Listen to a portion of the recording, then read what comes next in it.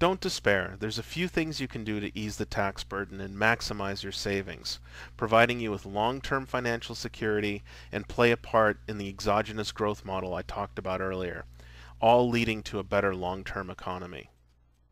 First off, before you save, you must focus on eliminating your debt burden. Now, there's two kinds of debt. Debt for investment, which I like to call good debt, and debt from consumption, bad debt. There's nothing wrong with borrowing money for investment. If you borrow money to buy a home, it not only provides you shelter, but it appreciates in value. Student loans are also a form of investment debt. You pay for an education to increase your future earning potential. However, consumption debt is to always be avoided. Buying food, clothes, entertainment, cars on credit is the best way to poison your future. Consumer goods do not increase in value, and if you cannot afford it, just don't buy it. And while your peers may be having fun now, maxing out their credit cards, you can have long-term security and enjoy a higher standard of living than they can ever reach if you take on a responsible savings and investment plan. Before you can start a good savings program, you must eliminate all your consumption debt. Pay off those credit cards, because there isn't an investment in the world that can outpace the interest you're paying on your credit cards. Paying down your consumption debt will also improve your credit score, so the cost of capital for investment debt will be cheaper. You will be able to get the lowest rate for your home loan or loans to expand your business. And even before you're ready to buy a house or start your own business, a great credit score will make a more attractive rental applicant and can give you an edge in getting a better job. Have no more than 2 credit cards and keep the balances at 0. If you buy something on credit, pay it off at the end of the month. When your cards have a lot of debt on them, it lowers your credit score. Don't open up new credit cards at department stores or retail shops, furniture shops, etc. Just because they give you 10% off of your first purchase or no payments for 6 months, these all attack your credit score.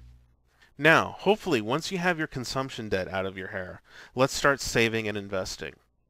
Where to invest is up to you, and your age and your tolerance to risk are big factors. But the important part is to be consumption debt free and start planning your future. 401k plans are great. You save pre-tax income, and often your company will have matching contributions. Take advantage of this, or you'll be throwing away free money. Take advantage of the maximum contribution, even if it means tightening your belt for a few years. If your company doesn't offer a 401k, look into an IRA account, individual retirement account. Again, the money you invest is pre-tax, and it can grow tax-free until you take it out. These two are particularly great because they can often move you into a lower rate tax bracket. Also, look into Roth IRAs. They take your taxed income, and then they're allowed to grow tax-free, and you'll never be taxed again on the earnings it makes. Currently, the maximum annual contribution you can make to a Roth IRA is $5,000. Take a look at the chart. If you can save the maximum contribution each year of $5,000, the payoff grows exponentially over time. These earnings are tax-free, and I chose 10% as a target rate of return because that's the average rate of return on any given 20-year period in investing in the stock market, even including the Great Depression. Moving forward in 2010, you'll be able to save more than $5,000 a year in your Roth IRA because the maximum contribution will be inflation indexed.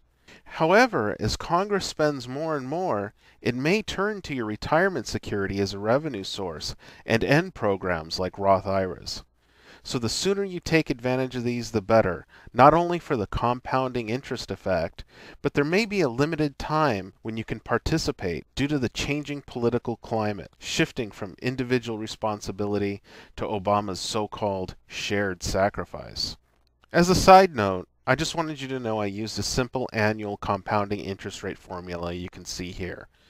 If this is too much math for you and you want to adjust your own numbers based on your own circumstances, there's a link in the sidebar to a compound interest calculator that's really easy to use.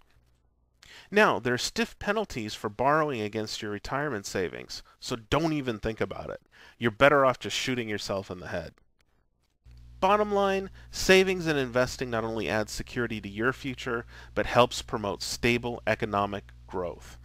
Income disparity in America is largely due to a lack of savings and investing.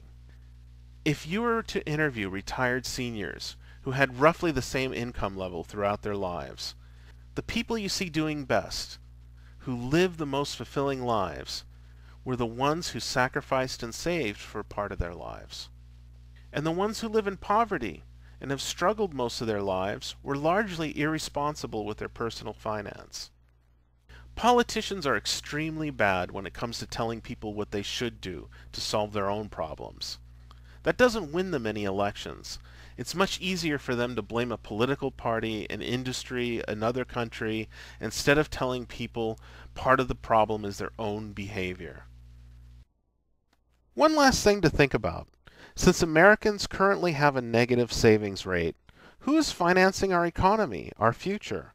Well, that money largely comes from other nations, and when they invest in the U.S., they don't have to pay capital gains tax or taxes on interest. Why does the U.S. offer preferential treatment to foreign nationals over their own U.S. citizens? Well, your guess is as good as mine, but I don't think it would hurt to tell Congress or the White House that you want these same tax breaks they give to foreigners.